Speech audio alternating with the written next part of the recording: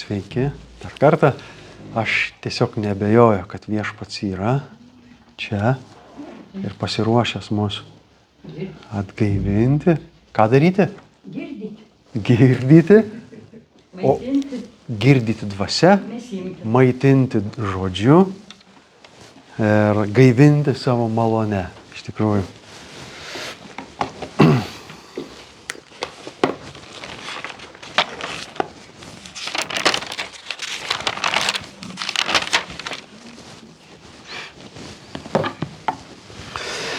Taigi šiandien su Viešpaties pagalba tikiuosi užbaigti tą mūsų žvilgsnį į pasninką. Ir aš manau, kad tai mus iš tikrųjų ne tik pasninko tematika praturtina ir praturtins, bet ir daugeliu kitų atžvilgių taip pat. Taigi 4 dalis apie pasninką. Ir trumpai priminsiu esminius dalykus, kuriuos mes jau pažiūrėjome. Krikščionybėje pasninko tradicija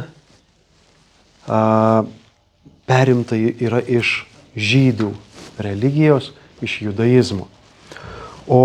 Ir jeigu krikščionybė prasidėjo su Naujuoju testamentu arba su nauja Dievo sandora su žmonėmis, ne per gyvulių, bet per teisaus žmogaus kraują, pasiaukojusį už mus, nusidėjėlius. Tai Senajame testamente Dievo sandora su žmonėmis daryta per gyvulių kraują, kad pridengti žmonių nuodėmes. Ir pasninkas prasidėjo čia. Pasninko tradicija Senajame testamente pats ryškiausias žmogus žydų istorijoje, žydų tautos pradžioje, vienas iš pačių ryškiausių – Mozė. Jis pasninkavo ilgiausiai 2 kartus po 40 dienų. Jis gavo pačius svarbiausius Senajame testamente žodžius iš Dievo, ant kurių vėliau statytas visas santykis su Dievo tauta. Ir Mozės pavyzdyje telpa visi esminiai pasninko elementai, sudedamosios dalys. Pirma, į pasninką sąmoningai ar tarsi priverstinai pakviečia, pašaukia pats Dievas. Pasninko metu prie Dievo artėjama per teisingą auką, nes nei vieno nėra nenuodėmingo. Su nuodėme nė vienas negali prisiartinti prie gyvojo Dievo. Tai jį paprasčiausia sunaikintų. Todėl Dievas net neprisileidžia nuodėmingo žmogaus prie savęs. Todėl pasninko metu artinamasi prie Dievo per auką ir per garbinimą, per pagarbinimą, nes Dievas yra vertas to. Kad tą suvoktume, galim pagalvoti, kaip tu gali ateiti, tarkim, pas miesto merą arba pas prezidentą ir, reiškia, įsvers sveikas, klausyk, kaip tu gyveni. Žinai, ne, visi mes kažkaip tai truputį save sukontroliuojame, prisižiūrime, suprantame, kad kitokia situacija, kitoks santykis, kitoks žmogus, kitokia pozicija, o tai įsivaizduot ateinant pas Dievą, kuris viską sutvėrė. Koks tai turėtų būti santykis, kokios pagarbos, kokio dėkingumo, kokio susižavėjimo ir kokio nuostabos tai turėtų būti, reiškia, susitikimas. Ir paskutinis elementas, ne visai, prieš paskutinis, artėjimas prie Dievo nėra lengvas. Tai tarsi kopimas į kalną, atsiskiriant nuo minios, pažabojant instinktus ir galop užkilus ant kalno atsiskleidžia paskutinis elementas. Taip kaip užlipus ant kalno viršūnės atsiveria vaizdas platus ir erdvus, kas yra pačioje kalno. Toli, toli. Taip, pakilus iki Dievo, atsiveria kitas žvilgsnis į gyvenimą, kurį mes gyvename žemėje. Dievas atveria tai. Todėl kalnas simbolizuoja tą kelionę, sunkią, atsiribojant nuo minios ir užkopus matoma tarsi taip, kaip Dievas mato iš viršaus, viską daug aiškiau, nuo vieno pakraščio iki kito. Ir tam, kad mes tai įtvirtintume, paskaitysiu trumpą ištrauką, labai gražią iš Seno testamento. Ir ta ištrauka yra iš Nehemijo knygos 8 skyriaus. O situacija Izraelio tautos yra tokia.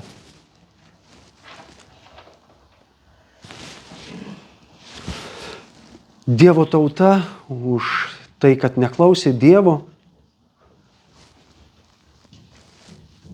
ėmėsi garbinti stabus, gyventi pagoniškai, bedieviškai. Dievui nebeišmanant, ką daugiau padaryti, yra užkariaujama. Trečdalis žydų žudoma, trečdalis ištremiama į Babiloną, trečdalis vargingiausių paliekami krašte nuiminėti derlių, karaliaus iždui teikti aprūpinimą. Po 70 tremties metų Dievas paragina Babilono karalių išleisti tremtinius į jų gimtąją žemę. Jie grįžta ir vos neilgai pagyvenę vėl pradeda maišyti su aplinkinėmis tautomis ir krypti prie kitų dievų. Dievas siunčia pranašus. Pranašų žodžiai pasiekia jų širdis. Jie susipurto, tie grįžę iš tremties ir vos tik pradėjo atsikurti ir atstatinėti Jeruzalę ir šventyklą, susijima ir imasi pasninko. Ir šitame pasninke, kaip ne viename kitame, taip ryškiai visi šitie elementai pasimato. Labai trumpame tekste. Tie elementai, kuriuos mes paminėjom, kad tai yra būdinga Dievui patinkančiame pasninke. Taigi, Nehemijo knyga.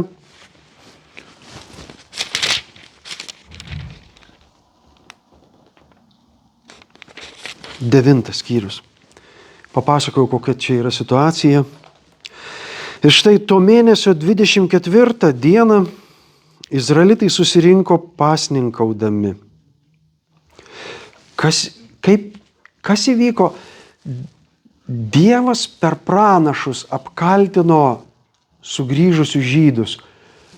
Jūs vėl maišotės su aplinkiniam tautom, vėl pametat Dievo baimę, nieko gero iš to nebus. Jie išgirsta ir visą tai patraukia juos, paragina eiti į pasninką. Taigi Dievas per pranašus, sugėdinęs juos, paskatina juos pasninkauti. To mėnesio 24 dieną izraelitai susirinko pasninkaudami, apsivilkę ašutinėmis ir apsibarstę žemėmis. Ir tai simbolizuoja, tai kalba apie tai, kad jie atgailaudami artinasi, suprasdami, kad nuklydo, pametė Dievo kelią. Tada Izraelio palikuonys atsiskyrė nuo visų svetimtaučių, atsistojo ir išpažino savo nuodėmes bei savo protėvių kaltes. Taigi per pranašo žodį jie susigėdo, susigriebė ir ateina į pasninką.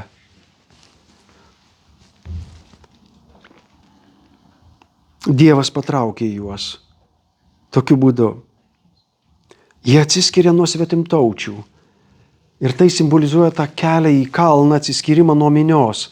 Tai atsiribojimą nuo to, kas yra žemiška, demoniška, pagoniška. Jie, įsivaizduot, taip nelengva jiems buvo, nes tai reiškia, kad jie atleidžia žmonas, kurias buvo vedę iš svetimtaučių. Susilaukia vaikų, prieš tai eina pasakojimas, pranašas jau dėl to kaltina. Ir jie atleidžia tas mylėtas žmonas, mylimus vaikus, paleidžia juos į savo šalį, atsiriboja nuo svetimtaučių ir sako, taip, mes Dievo tauta. Mes kitokie turim būti, negalim maišytis. Tai labai skausminga procedūra. Tai nėra taip, kad mes pasakymas, mes kitokie ir mes atsiskiriam nuo šeimos suyra. Jie atsiskiria atskiria, paleidžia žmonas, vaikus. Atrodytų, kaip žiauru, kaip baisu, bet tai juos vedė į stabmeldystę. Į atsiskyrimą nuo Dievo. Štai atgaila jų su realiu nuodėmės nusikaltimo atsižadėjimu. Mes atsiskiriame nuo to, ką darėme. Nusigrėžėme nuo to ir nebeturime su svetimtaučiais nieko bendra.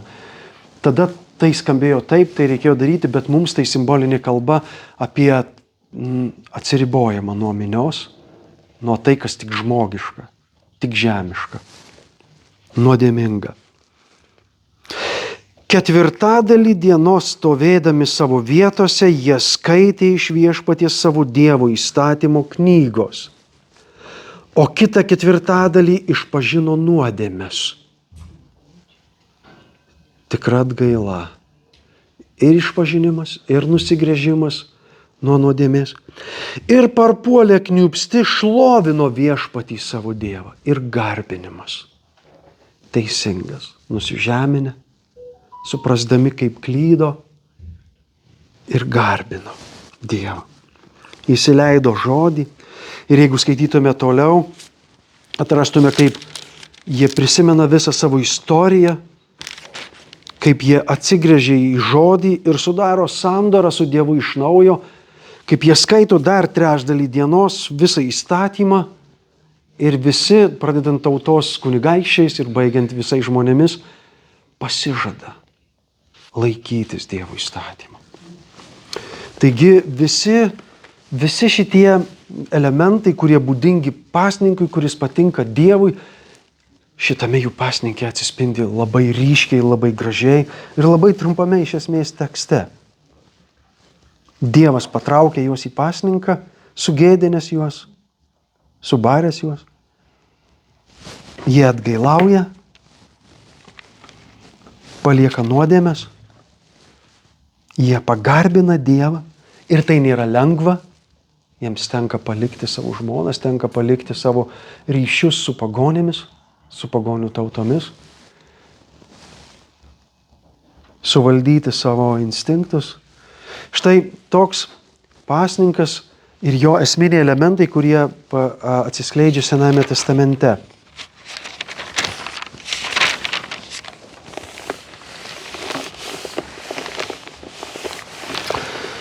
Taigi šitas epizodas kalba apie tai, kad jie įsipareigoja pasninko dienomis sekti Dievą, klausyti Jo.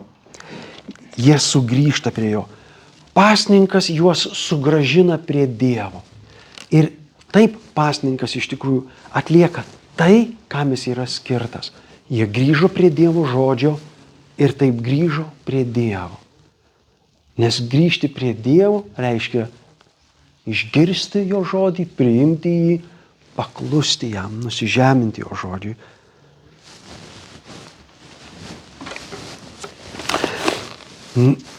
Pasninkas Naujojo testamento dienomis.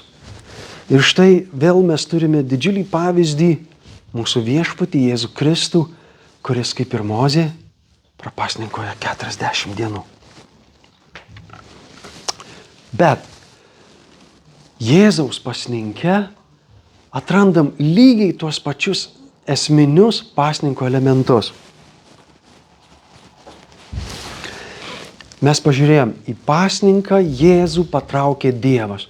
Ir tai tokiu atviru tekstu parašyta, mes skaitėme, atsimenam, vos pasikrikštijęs ir išbridęs iš vandens, jis buvo dvasios vedamas ir nuvestas į dykumą. Kai Dievas patraukė, atrodo, kam jam reiktų, bet reikia.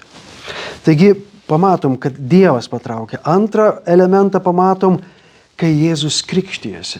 Atgaila. Nors Jėzus yra žmogus, kurio prigimtis nesugedusi, nuodėmės nesugadinta, bet jis ateina krikštytis. Pas Joną Krikštytoją. Jonas sako, čia ne tau pas mane, o man pas tave reiktų krikštytis.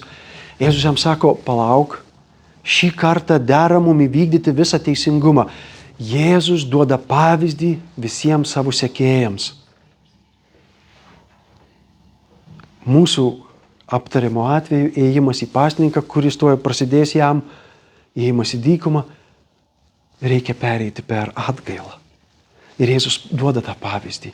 Nes vandens krikštas reiškia ateiti ir išpažinti savo nuodėmes ir gailėtis dėl jų. Išpažinti, nes žmonės ateidavo pas Joną Krikštytoją ir išpažindavo savo nuodėmes visi. Ir krikštijosi vardan tos atgailos. Kaip ženklą aš išpažįstu savo nuodėmes, savo kaltes. Taigi antras elementas Jėzaus pasninke. Trečias elementas, tas sunkumas, kaupimas į kalną, atsiribo. Tai Jėzus eina į dykumą. Bet esmė ta pati. Sunku žmogui dykumoje, taip kaip ir į kalną kopti. Tenka žaboti savo instinktus, norą valgyti, gerti ir visus kitus. Ir kaip atsiskleidžia tas sekantis elementas pagarbinti Dievą per žodį. Kai Jėzus gundomas pasninko metu, jis atveria Dievo žodį. Dievo žodžio supratimas, Dievo žodžio supratimu jis pašlovina Dievą. Jeigu jis yra gundomas, velnias sako, daryk taip, nes parašyta. Bet Jėzus sako, bet taip pat parašyta, negundyk viešpaties savo Dievo. Ir tuo jis išpažįsta žodį, Dievo žodį.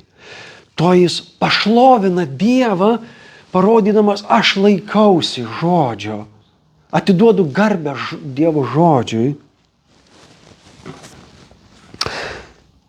Taigi Dievas pašlovinamas, suprantant, priimant ir išpažįstant jo žodį.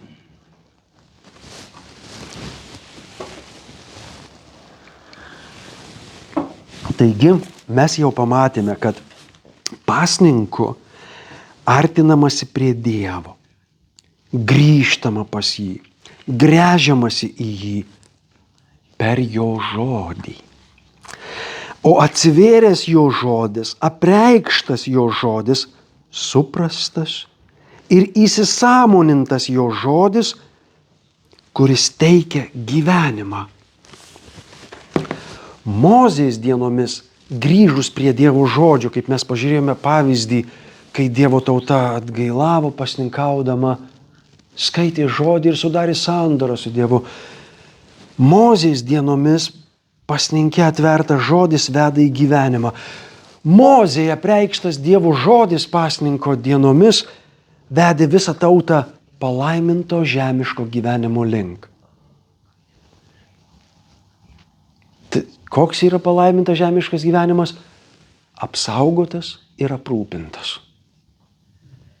Visapusiškai apsaugotas. Nuo ligos, nuo nelaimės, nuo priešo ir visapusiškai aprūpintas.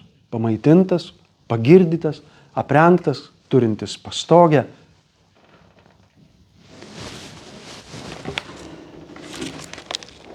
Nuo Jėzaus pasninko atsivėrė palaimintas dangiškas gyvenimas dvasioje.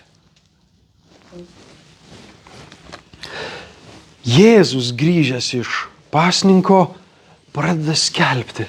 Dievo karalystė prisiartino. Jeigu jau nuo Jono Krikštytojo ta žinia buvo skelbiama, tai Jonas Krikštytojas nepadarė jokio ženklo. Bet tik kalbėjo. Dangaus karalystė prisiartino. Bet štai Jėzus jau parodo tos karalystės visą šlovę, galybę, jėgą ir valdžią. Taigi, Mozės pasninkas atvėrė įstatymo žodį ir jo sekėjai pasninkaudami iš esmės grįždavo prie įstatymo žodžio, kuris veda ir atveria palaimintą žemišką gyvenimą. Jėzaus pasninkas atvėrė malonės amžinojo gyvenimo žodį ir jo sekėjai pasninkaudami iš esmės grįžta prie dangaus karalystės žodžio. Žodžio atveriančio palaimintą amžinąjį gyvenimą. O kaip yra dėl žemiško? O juk kas tiki Kristumi įvykdo įstatymą. Kaip Mozės dienomis palaiminimo galėjo tikėtis tas, kas įvykdo įstatymą arba kas vykdo jį, laikosi, stengiasi, bet čia tik apie žemišką gyvenimą kalba eina. Taip Jėzaus dienomis, atsigręžus į Dievo žodį, yra atrandamas amžinasis gyvenimas. Grįžtama prie jo. Jėzaus pasninkas leido jam per 40 dienų įeiti į dangaus karalystę ir atverti šitos karalystės pilnatvę čia žemėje. Žydai per 40 dienų galėjo perkeliauti per dykumą ir nueiti į Dievo pažadėtą palaimintą žemišką gyvenimą. Bet jie užtruko 40 metų dėl netikėjimo. Jėzui, kaip tobulam žmogui, tobulam dėl to, kad nuodėmės nesugadinta prigimtis, užteko 40 dienų, kad įeitų kaip žmogus savo dvasia į dangaus karalystę.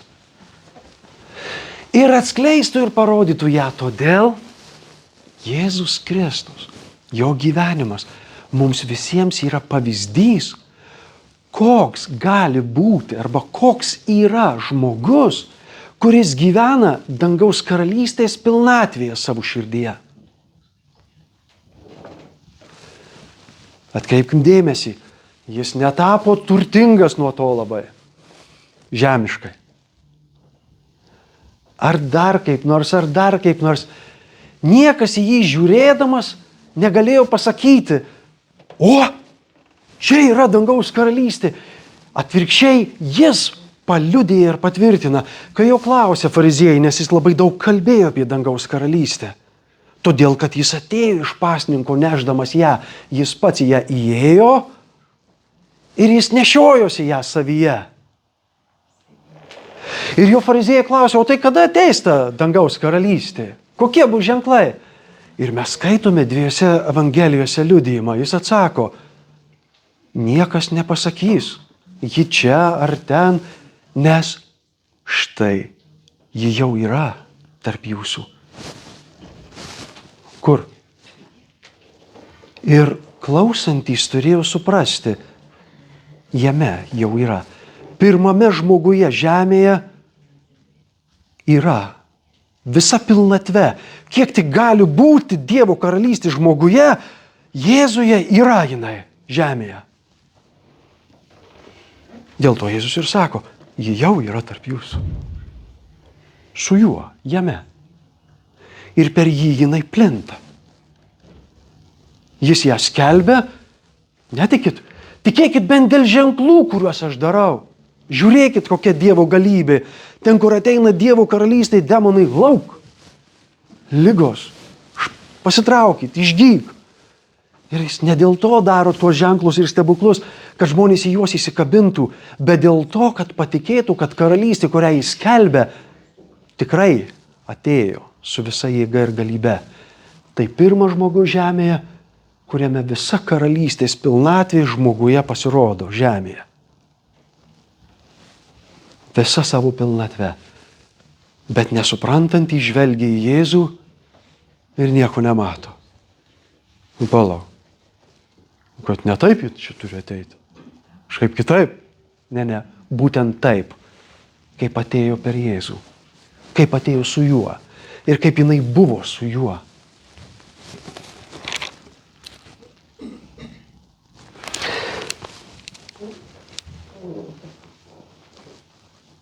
Taigi Jėzus yra pavyzdys, kaip atrodo žmogus ir jo gyvenimas žemėje, kai jis įeina, kai jis yra dangaus karalystėje savo širdimi. Čia dera Pauliaus žodžiai. O Kristus užsivedė mus ir pasodino danguje kartu su Kristumi. Ką tai reiškia? Kai mes pakylame ir susitapatiname su tuo, kas padaryta, kai įeiname į tą karalystę, mes patiriame tai, kad sėdėme kartu su Kristumi danguje. Ir jūsų gyvenimas, sako, paslėptas Dieve. Kristuje Jėzuje, o pasimatys regimai, kai jis sugrįž. Bet yra mūsų gyvenimai paslėpti kartu su Kristumi Dieve. Mozės dienomis kai kurie per visą savo gyvenimą taip ir neįėjo į pažadėtą žemę, į palaimintą, aprūpintą, apsaugotą ir ramų gyvenimą. Kiti įėję į tą pažadėtą žemę, jų palikuonys, vis prarasdavo ją. Tačiau dažniausiu atveju pasninkas pasitarnaudavo, padėdavo vėl sugrįžti prie Dievo ir jį atrasti ir vėl įeiti į palaimintą žemišką gyvenimą. Kaip mes pamokslo pradžioje paskaitėme pavyzdį, kai žydai susiprotėjo, kodėl jie tiek kentėjo, iškentė tremtį, pažeminimą, naikinimą ir visą kitą. Kai jie susiprotėjo, jie atgailavo ir gręžėsi ir vėl grįžo prie Dievo palaiminimo, prie Dievo pažado žemės, kaip joje turėtų gyventi. Jėzų matydami, tai yra aiškiai matydami Dievo žodį, matydami dangaus karalystę, jo mokiniai nepasninkavo. Ir štai jau mes šitam žingsnyje keliamės nuo Jėzaus pavyzdžio prie pirmųjų Jėzaus mokinių. Kol Jėzus vaikščiojo žemėje su savo mokiniais, jo mokiniai nepasninkavo. Ir mes girdim atgarsius Evangelijose. Jono Krikštytojo mokiniai prisiartina, kadangi jie yra dar vis dėlto Senojo testamento išpažinėjai. Dar ne Kristaus sekėjai, jie pasninkauja pagal seną įprotį, pagal Senojo testamento pavyzdį, pagal Mozę ir visus tos pavyzdžius, kuriuos randa Senojo testamento šventuosiuose raštuose. O štai jie prisiartina prie Jėzaus ir sako, Jono Krikštytojo mokiniai ir fariziejai pasninkauja. O tavo mokiniai jie stebi, jos metai, antri, jau gal treti prasidėjo, valgo, geria. Ir nematom jų pasninkaujančių. Fariziejai 2 kart per savaitę pasninkaudavo. Jono mokiniai irgi kažkiek tai pasninkaudavo, neaišku kiek, bet visi mato, žino, supranta ir prikiša Jėzui, sako, tavo mokiniai nepasninkauja. Ir ką mes girdim Jėzų atsakant į 2 Evangelijose liudijimą apie tai. Ir mes tai paskaitysim, kad suprastume šitą situaciją. Paskaitykim Luko 5:33.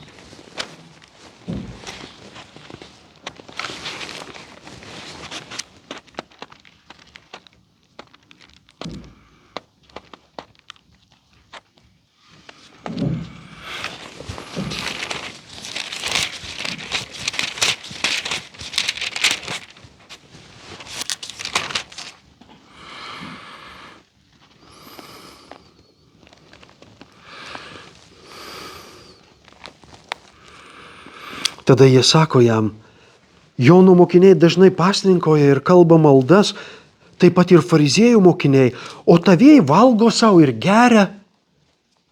Jėzus jiems atsakė, argi galite versti pasninkauti vestuvių svečius, kol su jais yra jaunikis? Kokį įvaizdį Jėzus duoda. Taigi dabar vestuvių puota vyksta.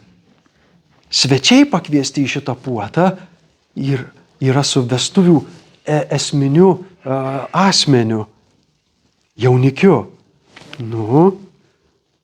Ar galite versti juos pasninkauti? Taigi, keistai visiems žydam atrodo, kad Jėzaus, to mokytojo iš kaimo, iš Nazareto miestelio, mokiniai ir sekėjai nepasninkoja. Kaip čia kažkas keisto. Žydai įpratę, kad religingieji, ieškantieji, bijantieji Dievo, karts nuo karto pasninkoja, bet jie pastebi, kad jo mokiniai nei trupučio. Tada Jėzus toliau sako, ateis dienos, kai jaunikis bus iš jų atimtas ir tada tomis dienomis jie pasninkaus.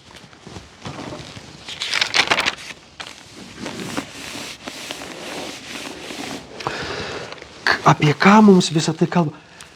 Kam iš esmės, kam Jėzaus mokiniam pasninkauti, jeigu dangaus karalystė yra tarp jų? Jie praktiškai tai, į ką Dievas kviečia kiekvieną žmogų, turi dabar savo tarpe. Ir antiek skaiščiai, aiškiai, ryškiai, kad jiems to pakanka. Tai yra, ką reiškia Jėzus tarp jų? Reiškia, žodis Dievo toks aiškus, apreikštas kūne. Ir Dievo žodis tapo kūnu. Ir mes regėjome jo šlovę. Dangus tikrai prisiartino. Ir jis sako, jeigu netikėte mano žodžiais, tikėkite darbais, kurie vyksta. Tai dangus tarp jūsų. Tai ko čia pasninkauti? Kai tik tai juos apima liūdesys, nerimas, abejonės, tas, kuris tą karalystę skleidžia čia žemėje, išsklaido tas abejonės, nuramina tą liūdesį, atkreipia dėmesį, dėl ko džiaugtis reikia. Ir taip toliau, ir taip toliau. Karalystė yra vyksta tokie dalykai, ligoniai išgydomi, demonų apsėsti išlaisvinami ir taip toliau, ir taip toliau. Ko čia pasninkauti? Viskas tik geryn, vis su diena, kasdieną, vis aiškiau, vis suprantamiau, vis ryškiau, šalia jų, bet dar ne juose pačiuose. Štai karalystė yra tarp jūsų. Šitame žmoguje, Jėzuje Kristuje, visa savo šlovė, kiek tik žmogus gali žemį žmogus talpinti savo kūne, karalystė švyti Jėzuje Kristuje. Visoje pilnatvėje.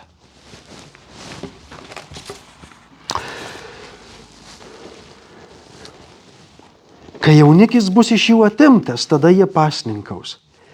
Kai Dievo žodis, kai Dievo karalystė bus tarsi paslėpti, pasitraukė žodis, tas apreikštas kūne, kūnų tapęs žodis buvo atimtas iš jų. Karalystė kažkur tai. Kur jinai dabar? Ir iš esmės tai reiškia, kai teisumas ims svyruoti. Kas Jėzaus mokiniam buvo teisumas, kai Jėzus vaikščiojo žemėje? Jų mokytojas. Jėzus Kristus buvo jų teisumas. Visur juos pridengiantis, išteisinantis, pamokinantis, pataisantis, subarantis, sudraudžiantis, bet visada jis buvo jų pagrindas, jų teisumo. Kai tik šitas teisumas pradeda slopti, tai reiškia, kad Dievo karalystė tolsta nuo mūsų. Arba mes tiksliau pradedame ją prarasti. Ir jeigu neina jokių kitų būdų susigrąžinti to teisumo, tai Dievas patraukia į pasninką. Viena iš priemonių ir būdų, kaip grįžti į Dievo karalystę, yra pasninkas. Pavyzdys, kurį parodė Kristus. Atgaila ir kelionė į dykumą.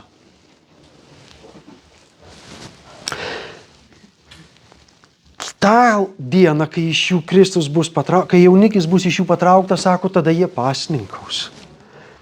Kai ramybę keis nerimas ir niekaip jo galbūt neįsiveikti, galbūt tai bus šaukimas į pasninką.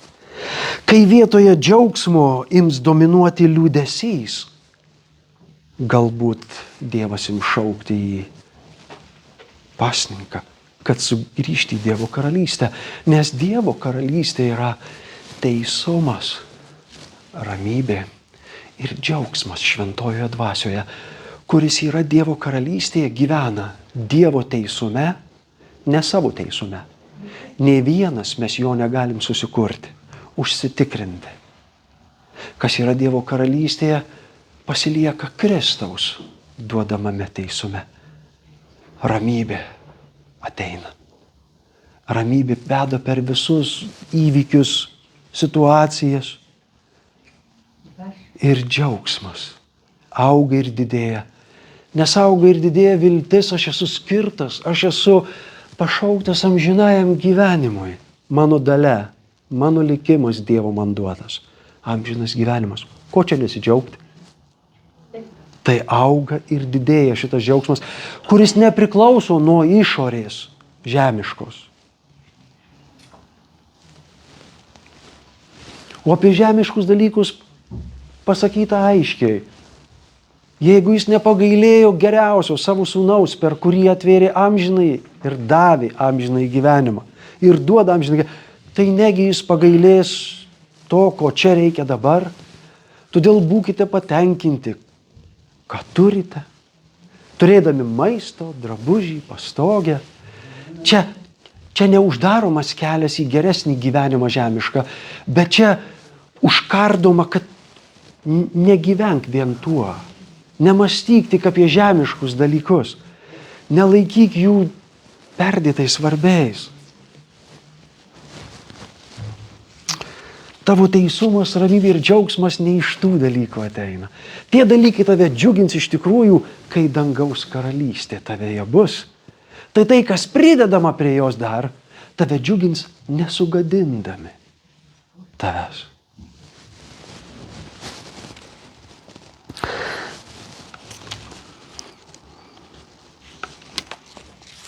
Taigi, tomis dienomis, kai jaunikis bus iš jų atimtas, tai yra, kai dangaus karalystė mumise neauks, o ims mažėti, slėptis nuo mūsų, galbūt bus laikas pasninkauti.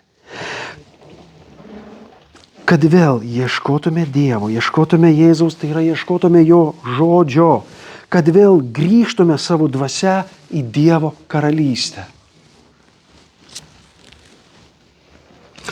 Ir dabar Jėzaus palyginimas, kurį jis pasako po to,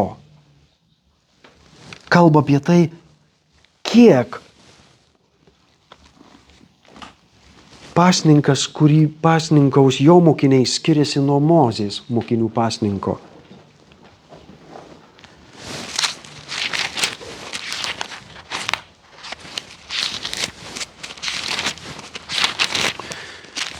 Luko Evangelija, 5 skyrius. Ateis dienos, kai jaunikis bus iš jų atimtas ir tada tomis dienomis jie pasninkaus. Ir Jėzus dar pasakė jiems palyginimą.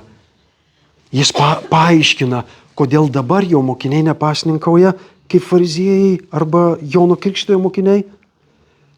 Niekas juk neplėšia lopo iš naujo drabužio ir nesiuva jo ant seno. Ir čia jis nori pasakyti, kad tai, kaip pasninkaus mano sekėjai, tai bus visiškai kas kita, negu pasninkavo iki šiol žydai. Tai visiškai naujas dalykas. Taip pat niekas nepila jauno vyno į senus vynmaišius. Jaunas vynas suplėšytų vynmaišius, pats ištekėtų ir vynmaišiai niekais nueitų. Jauną vyną reikia pilti į naujus vynmaišius. Ir niekas gėręs seno vyno nenori jauno, jis sako, senasis geresnis. Ir taip jis sulygina, parodo, koks milžiniškas kontrastas yra tarp pasninkavimo Senajame testamente ir pasninkavimo naujojoje sandoroje, kuri sudaroma per Jėzaus Kristaus kraują.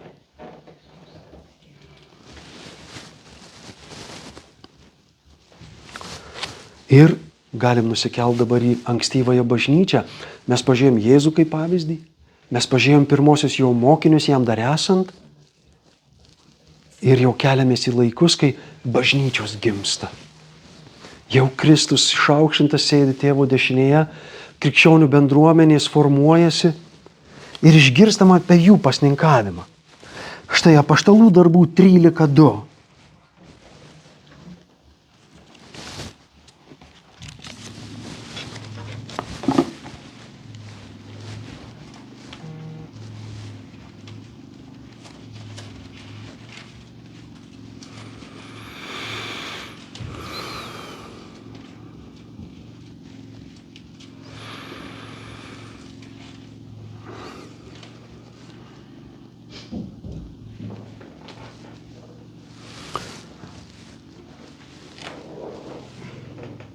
Antiochija miestas.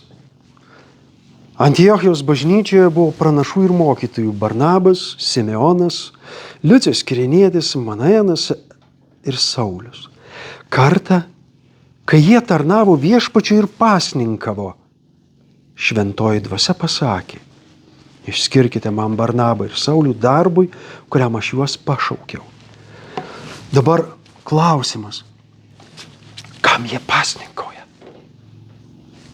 kažkas juos neramina. Iš esmės, tai, kas įvyksta jam pasninkaujant, kužda apie tai, kad Dievas juos šaukia į pasninką. Nes Dievas ruošiasi kažką daryti. Čia tai paslėpta yra. Bet tai, kas nutinka jiem pasninkaujant, rodo, kad Dievas juos pašaukė į pasninką, priartino prie savęs ir pasakė, išskirkite man 2 žmonės, kuriuos aš išskyriau ypatingam tarnavimui. Vadinasi, tik pasninko metu jie galėjo priimti šitą Dievo nurodymą, teisingai su juo pasielgti. Juk galėjo Dievas ir be pasninko jiem pasakyti tos dalykus, bet jie kažkodėl nerimauja. Tarnauja viešpačiui ir pasninkoje. Kažkoks nerimas yra juose, kažko trūksta, kažkas turi būti, bet nežinom kas, kaip, kodėl, ką. Ir ta vidinė trauka juos veda į pasninkavimą. Jie ieško viešpaties, tarnauja jam, šlovina, skaito žodį, meldžiasi, pasninkaudami. Ir šventoji dvasia prabyla į juos. Išskirkite man 2 vyrus. Taigi galėtume taip pasakyti, Dievas nedavė jiems ramybės. Kažkur jį dingo, jie pasninkauja. Tarnavo viešpačiui, apmąstė savo kelius, jeigu reikėjo atgailavo, meldėsi, šlovino, skaitė, prisiminė ir apmąstė jo žodį, nes tarnavo viešpačiui. Ir Dievas prakalbo jiems. Ir štai visi elementai vyksta ir Dievo žodis ateina. Jis nurodė išskirti žmonės, kad šie būtų įgalinti nešti ir skleisti Dievo karalystės žinią, Evangeliją kitiems žmonėms. Čia svarbu pamatyti. Ne visus Dievas pašaukia nešti Evangeliją. Jūs išsklaidykit visi, eikit skelbt. Ne. Sako, aš 2 žmonės numačiau, kad eitų visas tautas aplinkui. Išskirkit juos tam darbui. Ir pasninko metu jie sugeba tai suprasti. Ir jie vėl imasi pasninko, meldžiasi ir deda rankas ant Pauliaus ir Barnabo ir išsiunčia juos palaimindami. Ir čia atsiskleidžia esminis Dievo rūpestis, kad žmonės eitų, kad žmonės galėtų įeiti į jo paruoštą dangaus karalystę. Štai, kur esminė trauka, kodėl Dievas patraukia žmonės į pasninką. Jeigu jau ateina mintys apie pasninką, gal man papasninkauti, gal aš norėčiau, gal reikėtų, greičiausia, kad tai Dievas kužda ir kviečia. Ir jis kažką nori pasakyti, kažką atverti. Esminis jo rūpestis Dievo, kad žmonės eitų į karalystę, kurią jis paruošė žmonėms. Kad mes kiekvienas į ją grįžtume, gręžtumėmės, įeitume ir augtume jos pilnatvėje, kad kiti galėtų ją eiti. Ir štai Pauliaus aimanos jo laiškuose, pavyzdžiui, Galatams laiške, aš vėl gimdymo skausmuose dėl jūsų, kad jumyse išryškėtų Kristus. Kas vyksta? Patys Galatijos bažnyčia nemato, kad jie pametę Dievą, nukrypę nuo karalystės, o Paulius sako, aš matau, Kristus jumyse mažėja, nyksta ir aš vėl gimdymo skausmuose, tai reiškia labai skausmingų kelių einu. Malda, tikriausia pasninkas, nėra čia pasakyta, bet galima įtarti, nes jis kitose vietose sako, pasninkaudamas už bažnyčias, badaudamas, kesdamas tą ir aną ir trečią, jis pasninkauja už galą. Koks tikslas? Kad Kristus jumyse išryškėtų, kad karalystė jumyse ryškėtų. Neturtas, neklestėjimas, nesveikata, tie bus dalykai tiek, kiek reikės, čia Dievas neapleis. Bet kad esmė vyktų, kad Dievo karalystėje jūs būtumėte, gyventumėte ir ta karalystė jumyse plėstųsi. Kad, kaip Petras sako, dar plačiau atsiverstų vartai į Dievo karalystę, į tą amžinąjį pažadą jums. Taigi pasninko tikslas iš esmės yra gręžtis į Dievą, į jo žodį, kad jo karalystės mumyse daugėtų. O jeigu reikia, kad ir kituose daugėtų, tai Dievas patrauks ir mus į pasninką, kad mes ar kiti darytų tą darbą. Būkim užtikrinti.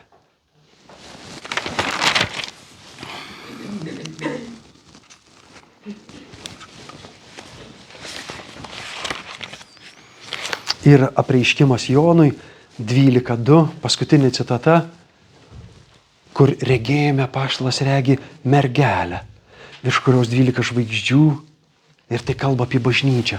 Ir jis sako, gimdymo skausmuose. Kam? Kad būtų pagimdyta bažnyčia. Tie, kurie skirti amžinajam gyvenimui. Dievo karalystė, kad ryškėtų. Tai tiek šiandienai. Ir aš manau, mes vainikavom, apžvelgėm pasninko temą, kam jisai yra, koks jisai turėtų būti. Ir tegul būsime iš Dievo malonės jautrūs jo pakvietimui, jo paraginimui. Suprastume, atmintume, kam iš esmės yra pasninkas naujoje sandoroje su Dievu. O mes esame su Dievo sandoroje per Kristaus Jėzaus kraują. Mūsų teisumas yra jo teisumas. Ir ramybė iš jo ateinanti pranoksta visokį supratimą apie bet ką.